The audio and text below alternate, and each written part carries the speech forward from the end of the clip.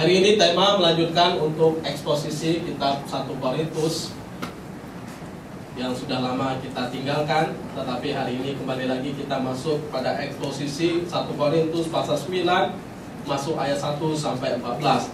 Nanti berikutnya kita akan sampai ke selesai pasal 9, terutama bicara tentang hak dan kewajiban rasul. Tapi saya lebih khusus lagi karena konteksnya sekarang hamba Tuhan. Kalau kita bicara tentang hamba Tuhan, bukan hanya seorang pendeta, tapi sebetulnya kita semua yang bersedia dipakai oleh Tuhan untuk melayani Tuhan, itu adalah hamba-hamba Tuhan. Kita membaca 1 Korintus pasal yang ke-9, ayat 1 sampai dengan ayat yang ke-14. Kita nanti baca secara bergantian, pria ayat yang pertama, wanita ayat yang kedua. 1 Korintus pasal 9 ayat 1 sampai 14.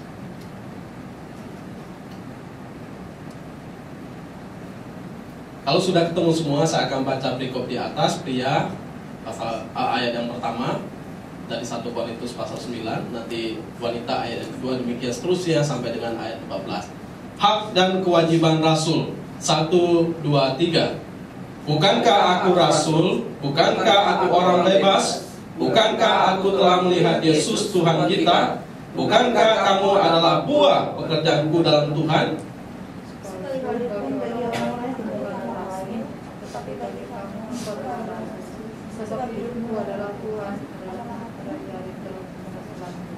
Inilah pembelaanku terhadap mereka yang mengkritik aku.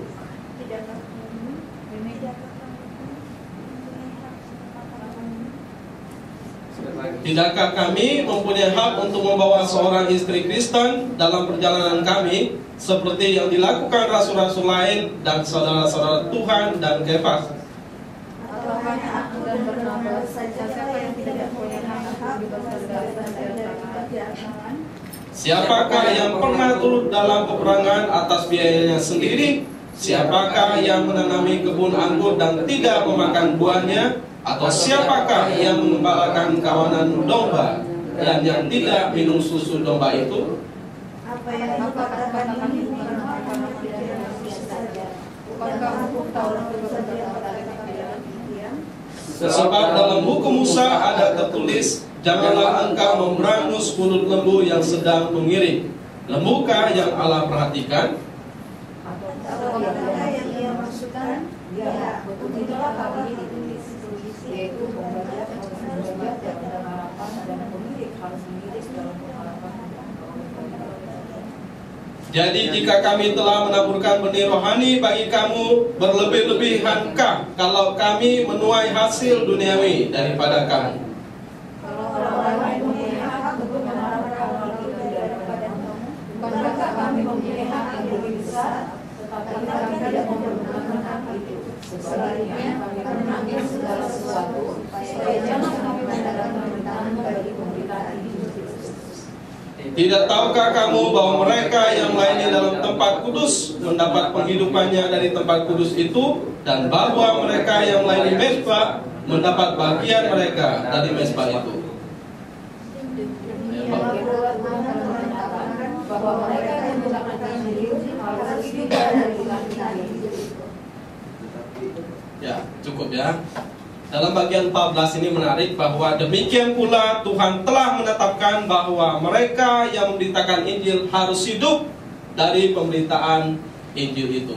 Ini ayat seringkali ditekankan, tetapi tidak sebetulnya menurut saya tidak secara mutlak harus diberlakukan demikian. Karena ternyata ya memang dalam konsep perjanjian lama, seorang hamba yang melayani Tuhan, baik itu imam, baik itu para nabi, mereka memang didukung oleh umat Tuhan. Tetapi kemudian Paulus punya prinsip, kalaupun tidak ada dukungan tidak masalah. Karena dia tidak mau gara-gara dukungan juga Injil jadi terhalangi. Atau gara-gara tidak didukung Injil jadi terhalangi. Apa maksudnya gara-gara dukungan menjadi terhalangi? Karena kadang-kadang terlalu sering didukung, terlalu banyak didukung, orang juga jadi malas untuk melayani. Bahkan kemudian yang memberi dukungan punya motivasi yang lain. Sehingga hamba Tuhan bukannya didorong untuk melayani Tuhan, sungguh-sungguh memberitakan Injil, tetapi kemudian hamba Tuhan seakan-akan menjadi seorang pelayan bagi dia. Nah, saya berusaha dalam konteks ini belajar daripada Paulus bahwa kita boleh didukung dalam pelayanan kita, tetapi kita tidak boleh menjadi budak bagi orang yang mendukung. Karena kita menjadi pelayan Tuhan yang memang harus sungguh-sungguh, tetap idealis. Saya dipanggil Tuhan, mengerjakan pekerjaan Tuhan. Saya tunduk pada Tuhan. Kalau orang itu sama-sama memahami apa yang kita kerjakan, ayo jalan bersama.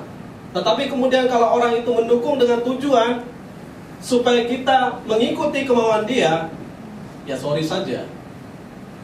Ya beberapa rekan yang kemudian tahu prinsip saya, lama-lama kan ngerti, oh ternyata Pak Niko ini nggak gampang. Ya saya beberapa orang mendukung, tapi lama-lama ternyata punya motivasi yang lain. Ya saya juga harus berdiri kokoh pada pendirian saya, bahwa panggilan saya bukan hanya untuk melayani satu dua orang, tetapi melayaninya tujuannya kiblatnya pada Kristus. Maka kita perhatikan begitu banyak kritik kemudian yang disampaikan kepada Paulus. Kritiknya adalah, apakah kerasulan daripada Paulus ini sah? Karena apa? Karena kan Paulus ini di luar golongan murid-murid kan? Tidak sama-sama seperti murid-murid yang dipanggil sama-sama seperti murid yang lain oleh Tuhan Yesus.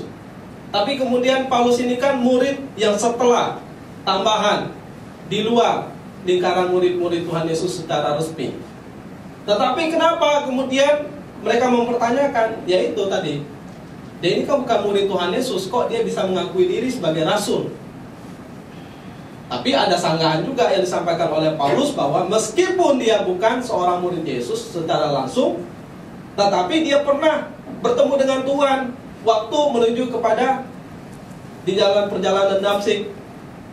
Dia bertemu dengan Tuhan, berjumpa dengan Tuhan. Nah, memang syaratnya adalah kalau orang jadi rasul ya, adalah harus bertemu dengan Tuhan. Jadi nggak boleh ngaku-ngaku diri sebagai rasul. Jadi Paulus salah satu yang memang bertemu dengan Tuhan dan mendapat tugas daripada Tuhan untuk melayani umatnya. Ya, jadi kalau tiba-tiba saya mengaku diri sebagai rasul, nah itu aneh. Karena saya nggak pernah ketemu secara langsung dengan Tuhan. Atau saya mengaku diri sebagai nabi, itu lebih aneh lagi. Saya bukan orang dalam perjanjian lama. Bahwa ada karunia kerasulan, karunia nabi itu benar. Tetapi kalau orang itu secara jabatan, bahwa orang itu nabi, rasul, nggak ada. Jadi jangan pernah percaya. Karena memang sudah tidak ada. Kita harus akui bahwa itu tidak ada lagi. Zaman nabi, zaman rasul sudah tidak ada. Tapi suara kerasulan, suara kenabian ada. Artinya nabi menjadi perpanjangan Tuhan untuk menyampaikan nubuatan. Rasul menjadi perpanjangan Tuhan untuk memberitakan Injil Kristus, sehingga orang kembali kepada Kristus. Maka dalam hal ini ya kita memperhatikan dengan jelas, ini seorang Paulus, dia berdiri atas kebenaran firman Tuhan. Dan memang kita tahu Paulus terus berpegang pada Injil, bukan kepada yang lain. Pernah berfoto di tempat ini? Saya sih belum pernah. Ya, tapi saya lihat beberapa kawan yang sudah pergi ke Eropa, terutama ke Amerika, New York, mereka berfoto ya. Ya bisa, kalau mau foto di sini juga bisa diedit, atau nanti foto di sini boleh juga.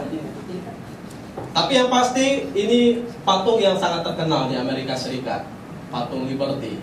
Ternyata patung ini adalah patung hadiah dari Prancis karena kemerdekaan. Dan memang ini menunjukkan suatu revolusi daripada Amerika Serikat dalam suatu kehidupan yang berubah.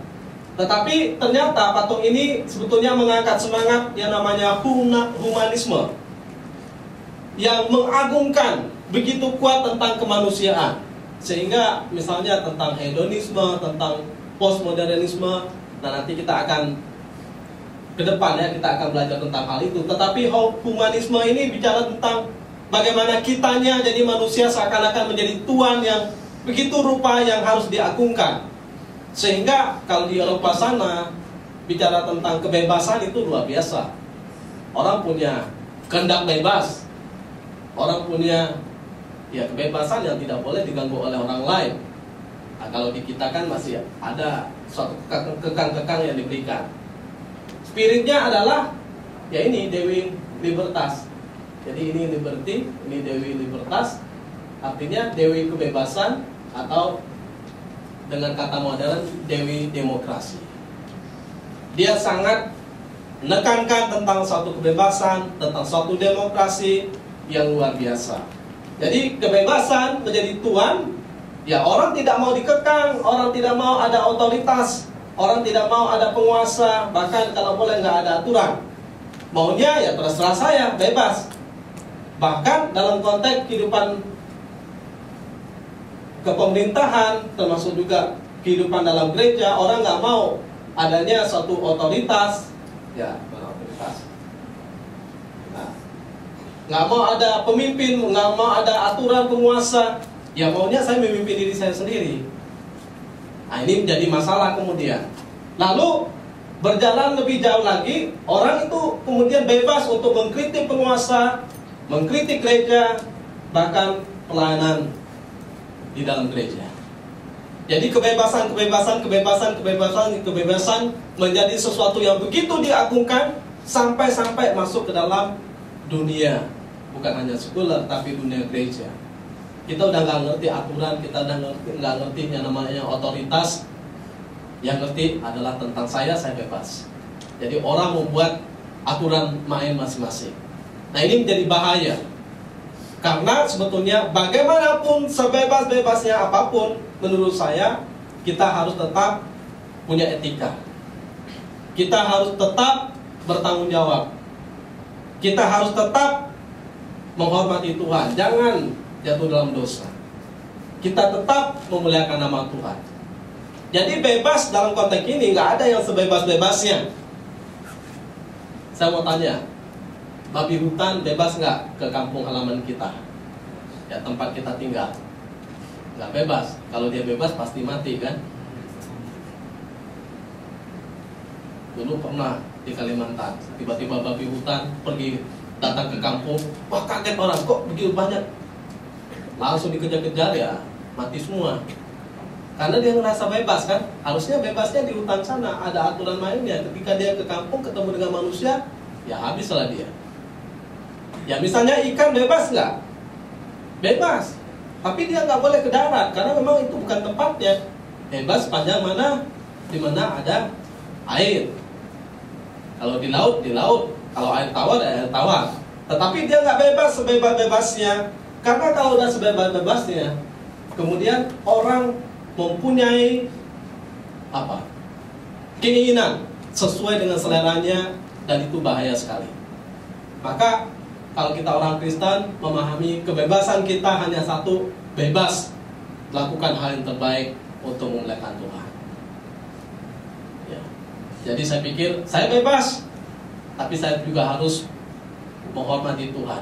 Karena kebebasan saya diberikan Tuhan untuk melayani Tuhan, melakukan hal yang terbaik bagi kemuliaan nama Tuhan. Maka kita perhatikan bahwa orang Kristen pada waktu itu mereka rasa bebas.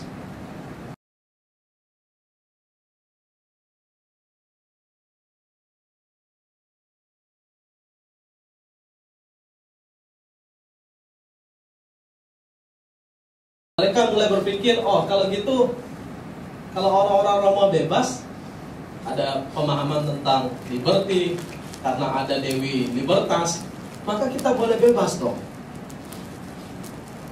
Nah, sehingga kebebasan mereka artikan secara lain. Mereka berpikir kebebasan di dalam Kristus itu sudah tidak mengikat mereka dengan hal-hal misalnya, kalau misalnya ada makanan yang sudah dipersembahkan kepada berhala, ya kita udah dalam Kristus, nggak terikat lagi dengan berhala, kita boleh dong makan. Saya mau tanya, kira-kira boleh nggak kita makan makanan yang sudah dipersembahkan ke berhala? Dan biasanya maaf kata ada orang-orang Buddha ya yang sudah mempersembahkan sesuatu kemudian mungkin diberikan kepada kita. Atau misalnya kita di Bali biasanya ada sesajen kadang-kadang orang suka nakal ya, ngambil makan. Boleh nggak? memang bagi kita makanan semua apapun boleh. Semua boleh. Karena pemahamannya adalah yang membuat orang najis bukan yang masuk dalam perut, tapi yang keluar dari perut, dari mulut kita. Apa yang keluar dari mulut kita itu yang menajiskan. Misalnya kita ngomong babi lo, nah itu najis tuh. Tapi makan babi nggak najis. Tapi mengeluarkan kata-kata babi, nah itu najis. Karena kita menjadi seorang yang berkata-kata yang tidak pantas kepada orang lain atau kata-kata yang lain. Maka sebetulnya apa yang dipersembahkan kepada berhala, karena bagi kita berhala bukan sesuatu hal yang luar biasa, karena semua ciptaan Tuhan diberkati oleh Tuhan dan boleh kita nikmati. Tetapi hati-hati mengartikan kebebasan ini. Karena apa? Kalau itu menjadi batu sandungan bagi orang lain, ada orang yang lain masih lemah, menjadi batu sandungan, maka hati-hati. Jangan sampai gara-gara kita makan makanan berhala, orang sudah tidak tertarik dengan kekristenan kita. Sama juga misalnya, bolehkah kita makan babi atau anjing? Boleh, nggak ada larangan kan? Ya memang nggak ada larangan. Tetapi kalau pergi ke Yahudi atau Israel, terutama ketemu dengan orang Yahudi, ya berkuku belah nggak boleh. Bagi mereka itu makanan yang haram, menajiskan. Dan kita juga harus tahu bahwa ya itu memang nggak boleh bagi mereka. Tapi kita pengen banget, ya kekanglah lidah kita. Jangan sampai menjadi batu sandungan gara-gara makan ini. Jadi saya pikir bahwa kita orang Kristen bebas, boleh makan anjing, babi, ya kan? Tetapi kita nggak boleh menjadi batu sandungan bagi orang lain. Karena apa? Ya karena kita harus menghargai orang, harus menghormati orang. Nah pertanyaannya banyak kan? Bolehkah kita minum tuak? Nah nanti kalau saya bilang boleh, apalagi gawe Dayak Pak ya. Gawe Dayak itu ada tuak tuh. Pulang-pulang orang udah sempoyongan dari situ kan. Kalau saya bilang nggak boleh, apa hukumnya Pak? Apakah dosa atau bagaimana? Ya memang tidak dosa. Tapi kalau berlebihan, menjadi batu sandungan, mengakibatkan perkelahian, banyak dampak. Ya kita udah jadi nggak waras lagi pikirannya kan. Banyak terjadi perkelahian, hal-hal yang tidak baik karena berlebih.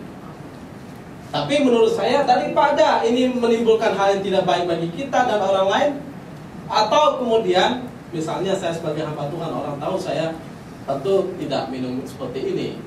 Ya bagi saya sih kalau ini boleh lah. Tapi jangan saya menjadi batu sandungan bagi orang lain. Nanti orang pikir, Pak itu boleh, kenapa kita nggak boleh? Nah, dalam ukuran dia boleh sebanyak-banyaknya, ya kan?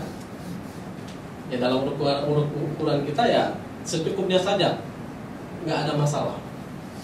Lalu bolehkah merokok? Nah ini banyak pertanyaan-pertanyaan yang seperti ini. Harus kita pikirkan, pertimbangkan dengan jauh, bahwa kebebasan kita bukan untuk merusak diri kita, bukan untuk merusak orang lain, bukan untuk menjadi batu sandungan, bukan juga untuk mendatangkan dosa, bukan juga untuk mendatangkan murka Allah bagi kita. Jadi kebebasan kita harus kita tetap kekang. Maka ikut Yesus itu sangkal diri, pikul salib, ikut Yesus. Nah menyangkal diri ini adalah hal-hal yang merusak saya, merusak orang lain, yang tidak mempermuliakan nama Tuhan, itu harus kita kekang. Semakin berjalan dalam kehidupan, saya berpikir bahwa menyangkal diri itu tidak mudah. Nah kalau semuanya bebas, maka lama-lama kita menjadi bablas. Ya ini ada ayat firman Tuhan yang sangat menarik, yang berikutnya tentu. Tapi hari ini saya mau munculkan bahwa dalam kita melayani Tuhan, atau kita sebagai anak Tuhan yang menjadi saksi Tuhan, Paulus berkata, sungguh pun aku bebas terhadap semua orang, aku menjadikan diriku hamba dari semua orang, supaya aku boleh memenangkan sebanyak mungkin orang. Jadi dia bebas terhadap semua orang, tapi dia mau menjadi hamba bagi semua orang. Supaya apa? Bisa memenangkan sebanyak mungkin orang. Misalnya kita ada di tempat begitu banyak orang yang tidak percaya, entah itu orang Buddha, entah itu orang Muslim, ya kita harus belajar beradaptasi dengan kehidupan mereka. Jangan menjadi batu sandungan. Apa yang mereka tidak boleh makan, jangan kita mentang-mentang bahwa kita boleh, kemudian kita menyinggung perasaan mereka. Jadi kita harus begitu menghargai orang supaya apa? Kita juga dihargai, kita bisa diterima. Memang bagi kita itu boleh, tetapi demi kita bisa memenangkan mereka, menjadi jawabannya, menjadi berkat, ya kita menghamba. Itu menghamba, merendahkan diri. Tuhan Yesus bebas nggak? Bebas, tapi dia nggak sebebas-bebasnya. Dia tetap tunduk pada Allah Bapa di sorga. Dikatakan dia yang setara dengan Allah, merendahkan diri sampai menjadi sama seperti manusia. Ya kan, menjadi seorang hamba, bahkan mati di kayu salib. Bahkan dalam kebebasannya dia tetap merendahkan diri, dia nggak berdosa. Lalu dikatakan dia mencuci kaki murid-muridnya. Ya kadang-kadang kita jangan artikan orang berlaku rendah hati itu sepertinya orang itu tidak berdaya, tidak.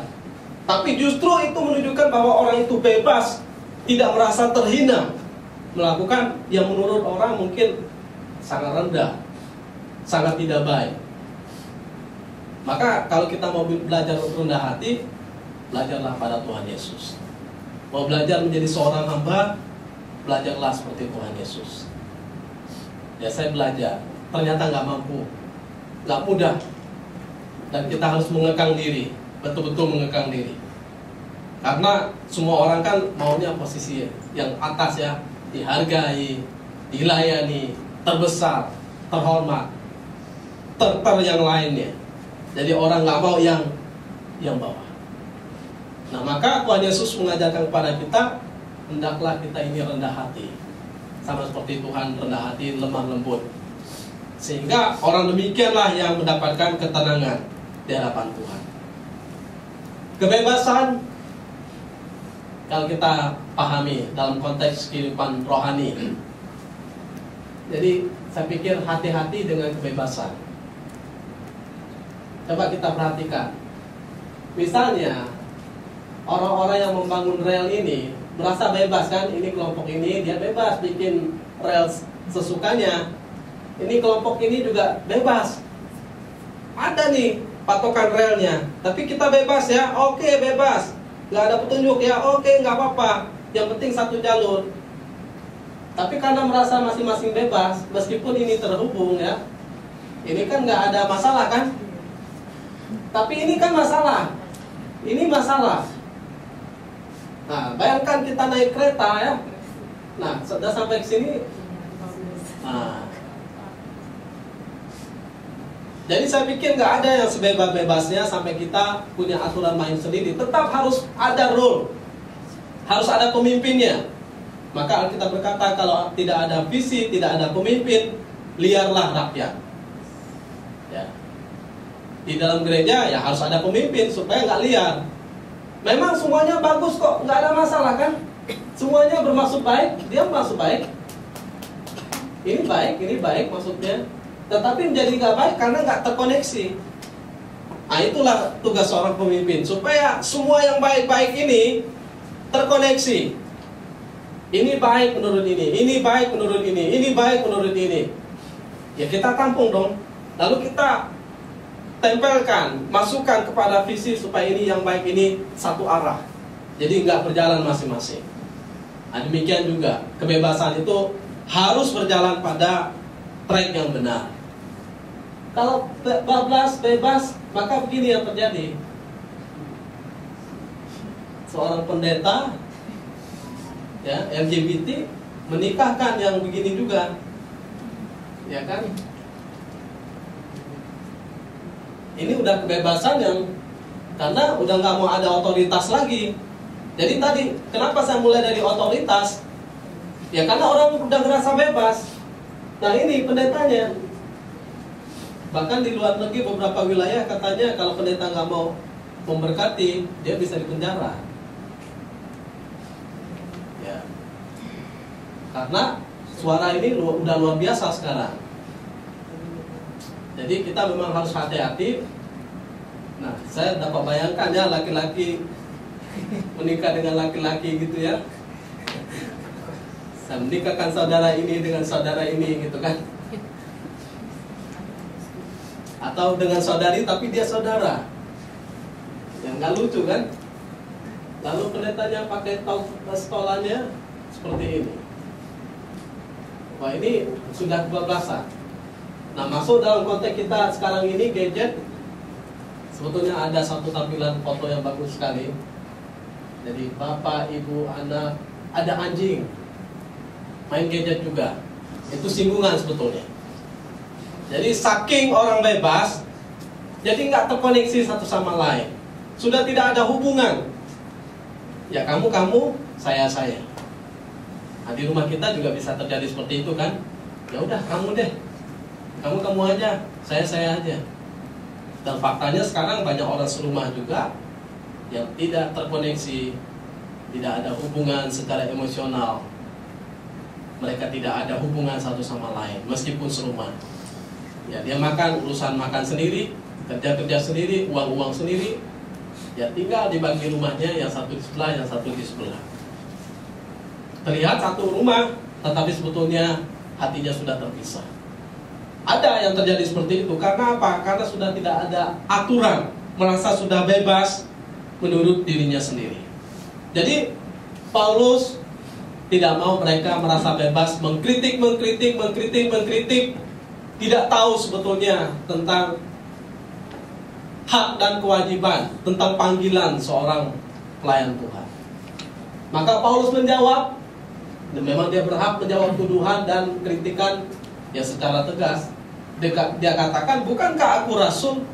Ini pertanyaan-pertanyaan, kadang-kadang orang itu menjawab suatu pertanyaan atau kritikan atau tuduhan itu nggak harus dengan jawaban yang bla bla bla bla bla bla.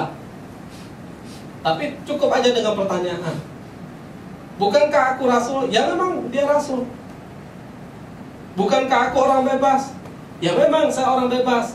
Sebagai rasul jelas dia dipanggil oleh Tuhan, dia diutus oleh Tuhan, dia bertemu dengan Tuhan. Sebagai orang bebas, dia bebas melakukan apa saja. Tetapi dia nggak sebebas-bebasnya sampai dia melakukan dosa. Dia bebas, tetapi dia mengambil keberadaan dirinya sebagai hamba bagi orang lain. Ya seperti kami bebas nggak menjadi apapun? Bebas. Mau jadi pengusaha, mau menjadi ini itu, bebas. Tapi karena kita tahu panggilan kita, maka kita berusaha untuk menjadi hamba. Kita bebas melakukan hal yang menurut kita benar. Tetapi panggilan Tuhan itu yang nggak bisa membohongi hati kita. Sehingga dalam konteks orang percaya, kita semua bebas ya. Tapi ingat, tidak ada bebas sebebas-bebasnya. Bebas kita menurut saya satu, bebas sejauh itu menjadi berkat bagi orang lain. Bebas sejauh itu memuliakan nama Tuhan. Jadi pikirkan, kita mau menjadi hamba Tuhan atau mau melayani ego kita. Nah kalau menjadi hamba Tuhan, ya kadang-kadang ego kita ini harus kita tekan ya. Dan itu nggak mudah. Apalagi kita sudah lakukan ini dan itu, ada kritikan ini dan itu. Saya kemarin membaca, ternyata hamba Tuhan yang sangat terkenal di Amerika, ini orang Reform, namanya John MacArthur. Dia menulis pengalaman dia ketika dia baru melayani 5 tahun di satu gereja, di Grace Community Church di Amerika. Dia berkata, ada pelayan Tuhan yang baru, yang dia bina, yang dia didik bersama dengan dia. Dia perhatikan dengan luar biasa. Lalu mereka memberontak dan mereka keluar dari gereja. Awalnya mereka mau supaya dia keluar dari gereja, tapi karena panggilannya, ya dia tetap bergumul dan berpikir ya kalau ada gereja yang mau terbuka untuk dia bisa melayani, dia bisa pindah. Tetapi dia berkata, Tuhan memang memanggil saya di sini, jadi saya nggak mungkin pergi kemanapun. Akhirnya beberapa orang tadi yang mengganggu dia, yang memusuhi dia, yang berusaha mengkritik dia dengan tajam, mereka keluar satu persatu. Hasilnya adalah dari 5 orang itu yang keluar, hanya 1 yang masih bertahan melayani Tuhan, yang lain sudah tidak. Apa kritikan mereka? Kritikan mereka adalah khotbah terlalu panjang, khotbah nggak seperti yang kita harapkan, terlalu kaku, lain sebagainya. Ya, saya pikir hal-hal itu menjadi kritikan-kritikan yang sering kali ya. Kalau khotbahnya terlalu panjang, katanya membosankan. Kalau terlalu pendek, nggak persiapan. Banyak ada sentilan-sentilan tentang seorang hamba Tuhan. Jadi saya pikir bahwa itu sudah biasa. Jangankan John MacArthur, jangankan saya, kita perhatikan seorang rasul yang besar seperti Paulus, itu juga dapat kritikan yang tajam. Kita perhatikan secara detail, siapa Paulus? Paulus ini reputasinya besar ya. Dia orang dari bangsa Israel, suku Benyamin, orang Farisi yang taat, yang menjalankan agamanya. Dia murid Gamaliel, ini guru besar loh, ahli-ahli Taurat nih. Ini gurunya ini. Kemudian bertobat dan berjumpa dengan Tuhan Yesus. Dia melayani banyak gereja, menulis 13 surat pengembalaan di dalam Alkitab. Kemudian dia memiliki murid rohani. Ya, salah satunya kita tahu Timotius ya. Memiliki rekan pelayanan, Barnabas, kemudian kepalanya dipenggal di Roma. Dalam konteks ini dia bertahan pada Injil. Toh hadiahnya adalah kritikan. Toh hadiahnya adalah permusuhan, dimusuh-musuhi banyak orang. Tapi jangan takut, kalau kita jalan dengan Tuhan, nah itu sebetulnya kebahagiaan. Karena Tuhan terus pimpin orang-orang yang berkenan kepadanya. Sehingga kalau kita perhatikan, Paulus berkata, ya aku rasul, aku orang bebas, aku telah melihat Kristus Tuhan kita. Bahkan Paulus menunjukkan bahwa bukan hanya itu loh, bukan hanya saya rasul, bukan hanya aku orang bebas, tapi lihat saja dari buah yang saya kerjakan. Ya, kadang-kadang menjawab kritik bukan hanya bicara tentang status jabatan kita, tentang keberadaan kebebasan kita, tapi dengan buah. Ya, Paulus berkata, Tuhan kita, bukankah kamu adalah buah pekerjaanku dalam Tuhan?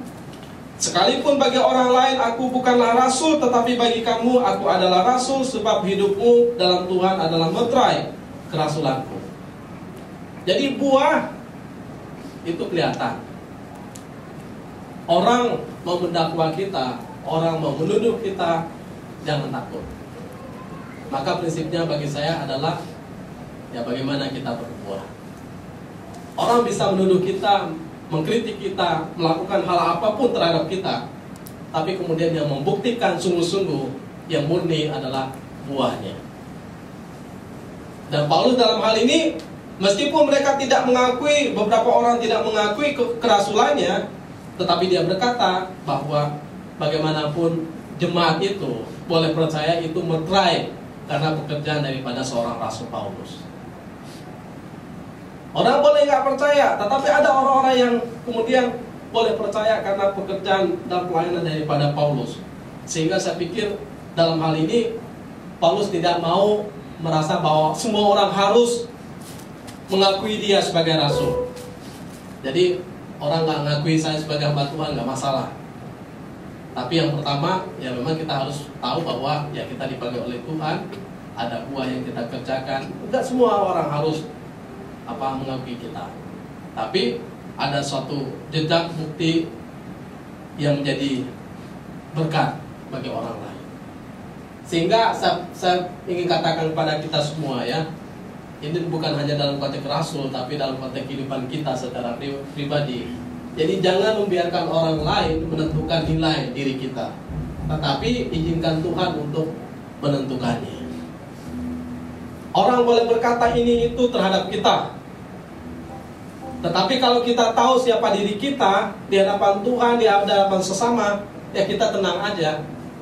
Jadi jangan membiarkan orang memberikan cap nilai kepada diri kita, tapi biarkanlah Tuhan yang memberikan nilai kepada diri kita. Karena nilai kita bukan ditentukan dari perkataan orang lain. Wah, kalau saya nilai dari perkataan orang lain, beberapa kali ada orang-orang yang kata-katanya menurut saya sangat tajam sekali. Wah, bisa down kita. Bisa down. Apalagi misalnya, siapa kamu? Nah, itu sederhana tetapi itu kata-kata yang luar biasa. Emang siapa kamu, katanya kan? Jadi ada orang-orang yang kemudian sampai menekan kita, mematikan karakter kita dengan kata-kata yang luar biasa. Tetapi ingat, kalau kita tahu eksistensi, keberadaan diri kita, nilai kita di hadapan Tuhan, ya kita nggak terkecoh dengan hal itu. Maka saya nggak mau terkecoh dengan apa yang orang katakan. Tentu saya akan mendengar kritik-kritikan yang menurut saya itu benar, yang memang harus saya perbaiki. Tetapi kalau orang hanya tujuannya menjatuhkan kita, ya saya pikir kita juga harus berani mengabaikannya. Misalnya orang berkata kita jelek, ya tolong buktikan dong jeleknya di mana, ya kan? Ya misalnya Rafin dibilang jelek, ini udah ganteng, ya kan? Ini udah ada istri. Artinya kita juga harus mengukur diri kita. Jangan terpengaruh dengan kata-kata orang lain. Orang lain menjatuhkan kita, mengkritik kita. Berdiri, bertahan kuat. Karena nilai kita bukan ditentukan oleh orang lain. Tuhan sudah menilai kita dengan tepat kok. Kita digambarkan dalam gambar dan rupanya. Itu nilai yang besar menurut saya. Kemudian kita diselamatkan oleh darah yang mahal. Tubuhnya terpecah bagi kita. Itu kan berarti Tuhan memberikan suatu penilaian bahwa kita ini berharga, mulia di mata Dia. Sehingga saya pikir kalau kita perhatikan dalam bagian ini, ya kita akan memahami saya harus berdiri tegak, saya harus menatap pada Tuhan.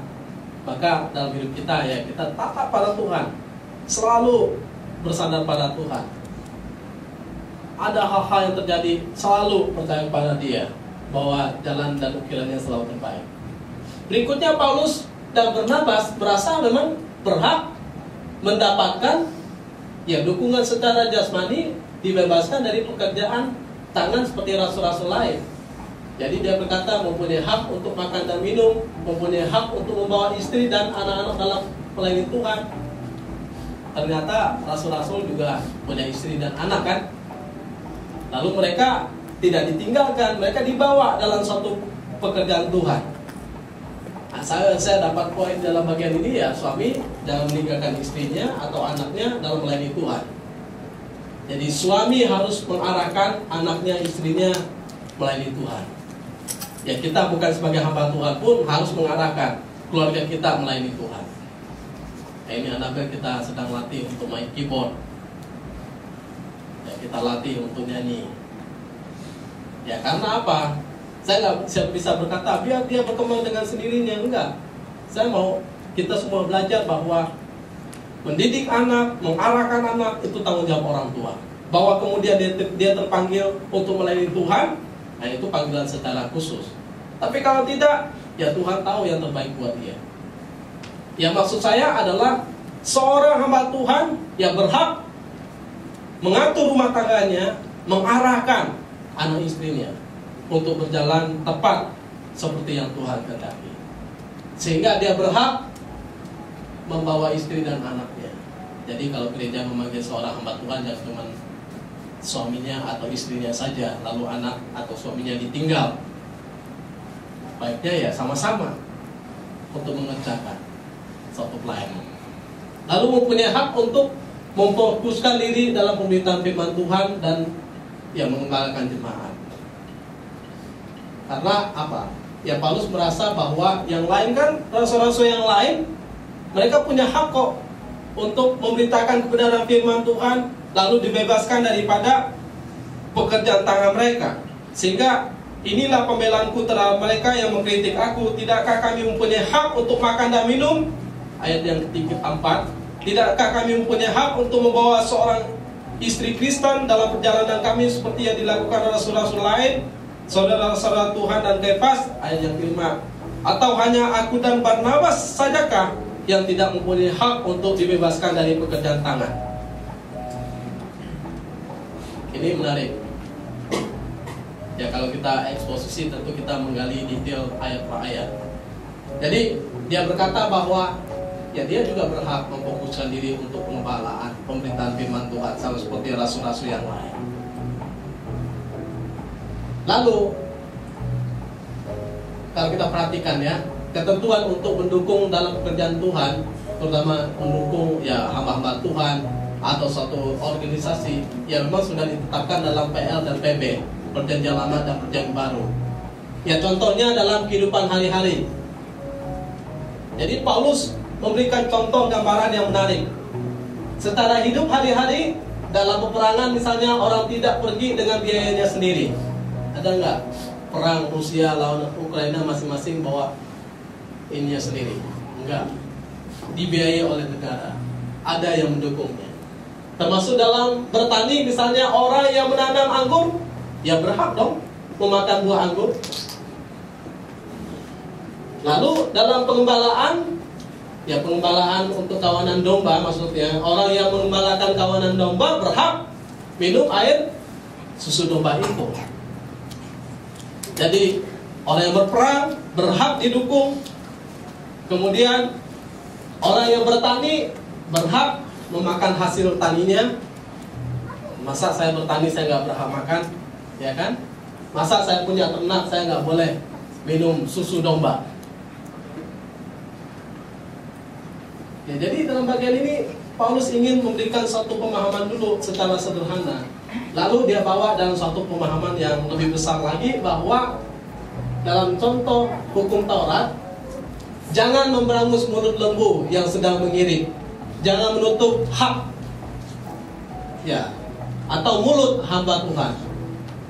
Ini dalam konteks hamba Tuhan. Tapi dalam konteks kita bekerja, bos juga tidak boleh menutup mulut kita atau menahan hak kita.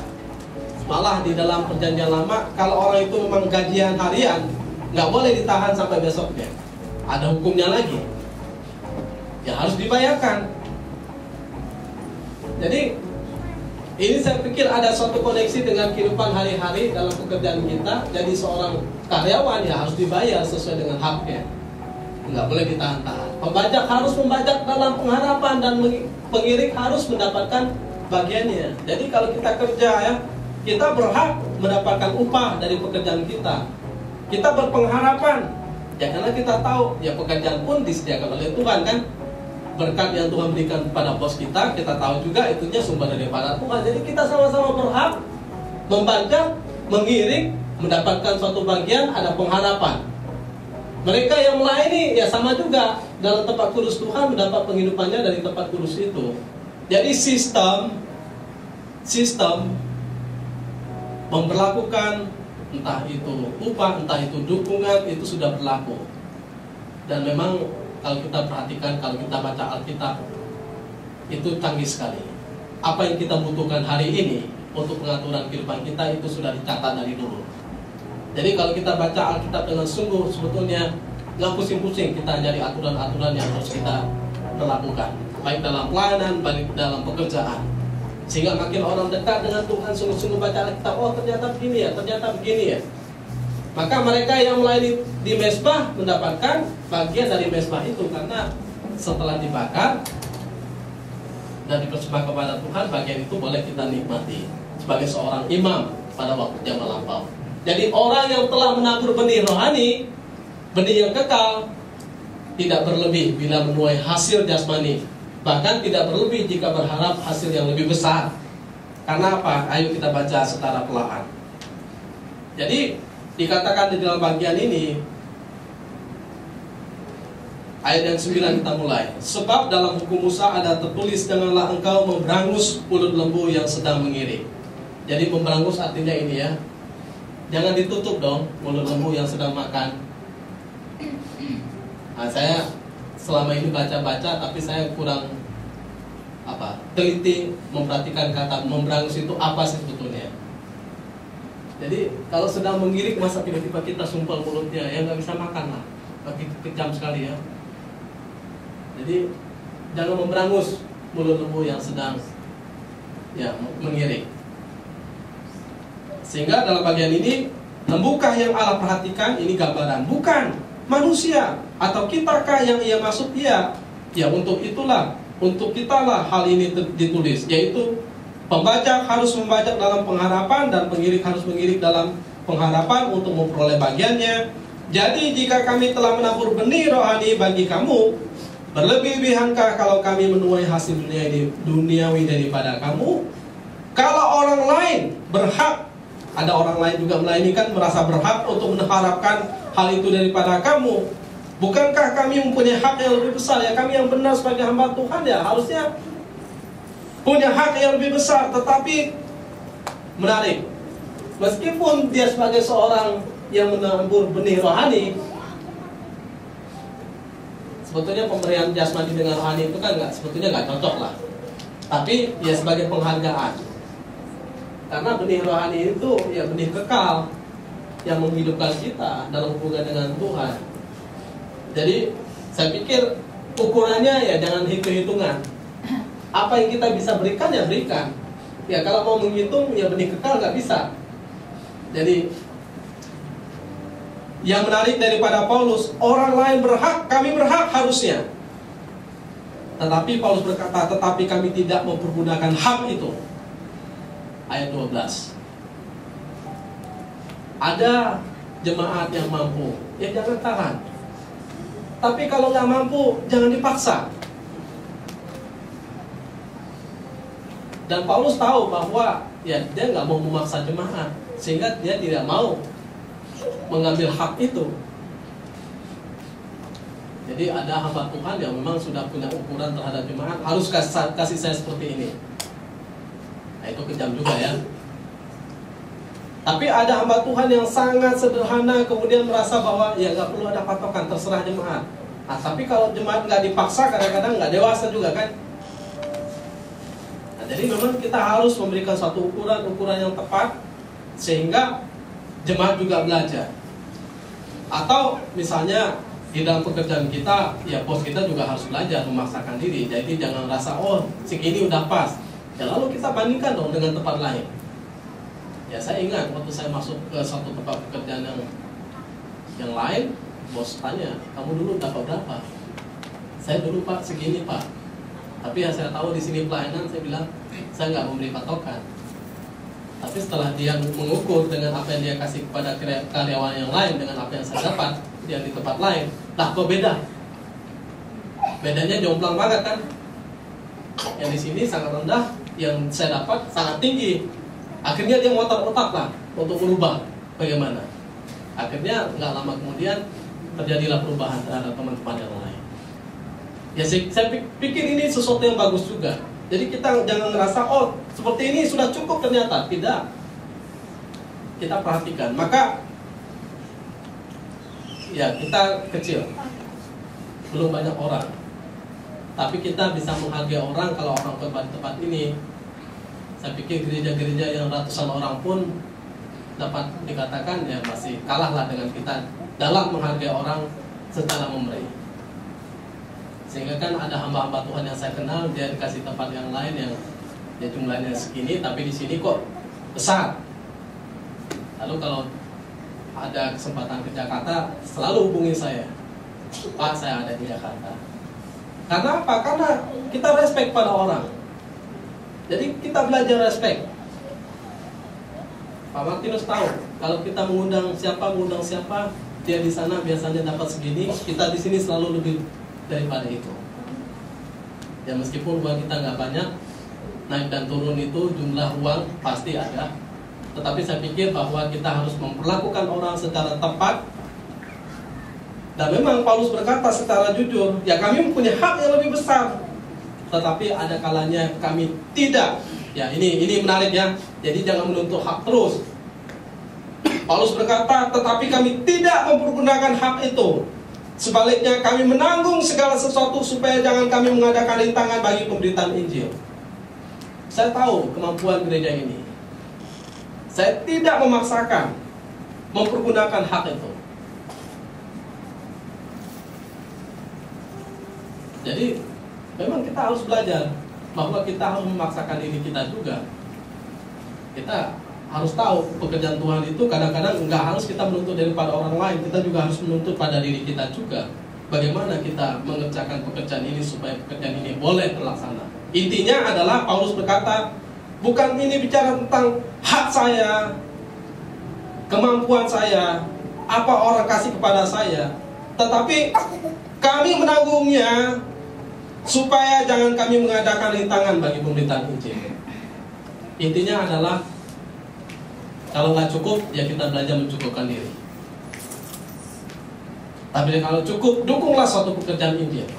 Injil itu harus lebih utama daripada kehidupan kebutuhan kita, daripada hak. Ya, kewajiban kita adalah memberitakan kebenaran firman Tuhan sebesar-besarnya, seluas-luasnya, didengar oleh banyak orang. Tapi dia belajar mengerem tentang haknya. Maka saya pikir ini sesuatu yang menarik ya. Ya, kepentingan dan tujuan Injil itu harus lebih besar, lebih tinggi, lebih mulia yang kita kerjakan. Ya, sama seperti di gereja ini, jemaat juga harus belajar jangan bicara tentang hak diri kita, tetapi kita harus bicara tentang Injil. Sama seperti hamba Tuhan, jangan bicara tentang hak. Ya, memang ada tertulis di dalam hukum Taurat, ada gambaran-gambaran, tetapi kita harus berpikir lebih besar. Ini untuk Tuhan atau untuk kita sih sebetulnya?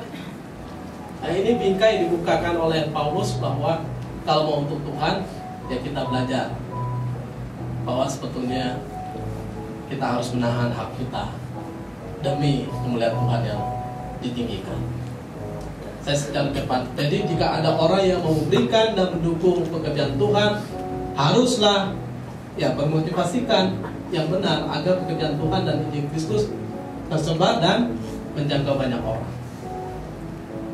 Kalau mau dukung, motivasinya harus benar supaya pekerjaan Tuhan besar.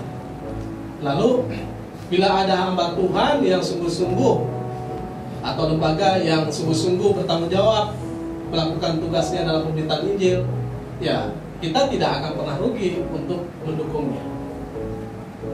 Jadi jangan pernah anggap rugi kalau kita dukung suatu pekerjaan Tuhan, nggak pernah salah. Lalu prinsip daripada Paulus adalah kalau orang itu mendukung, jangan dukungan itu menjadi satu penghalang bagi berita Injil. Ya, kalau tidak didukung, ya jangan berita Injil juga jadi terhalang. Itu yang saya katakan di awal tadi. Ada orang dukung kita, tapi tujuannya supaya kita layani dia. Itu kan menghalangi pemberitaan Injil tersebar luas kan. Jadi orang cuma fokus pada satu keluarga, satu orang, satu komunitas. Harusnya bisa lebih besar lagi tersebar berita Injil. Nah, kalau orang mendukung kita, ya jangan sampai. Nah, kalau orang tidak mendukung, ya jangan sampai berita Injil itu tidak tersebar juga. Jadi mendukung, kita lihat dukungannya bagaimana. Kalau motivasinya benar, ayo silakan. Tapi kalau tidak mendukung, kita lihat juga tepat nggak saya nggak mendukung. Padahal ini benar loh, ini bagus loh, yang harus kita kerjakan. Ya maka saya pikir kalau gereja ini menjalankan sesuatu yang baik dan benar, ya dukunglah. Ya kalau tidak, ya jangan. Misalnya kalau kita memberitakan Injil melalui orang, kalau menurut Bapak Ibu atau semua teman di sini baik, ya kita dukung. Tapi kalau dia nggak benar, ya jangan dukung supaya kita nggak tersesat kan? Karena kita rindu satu hal, Injil, nama Tuhan ditinggikan. Maka saya pikir hak dan kewajiban seorang rasul atau hamba Tuhan, satu yang harus dia kerjakan, Tuhan yang ditinggikan. Jadi bukan kebebasan manusia yang sesuai dengan keinginan pemenuhan hawa nafsunya. Mari kita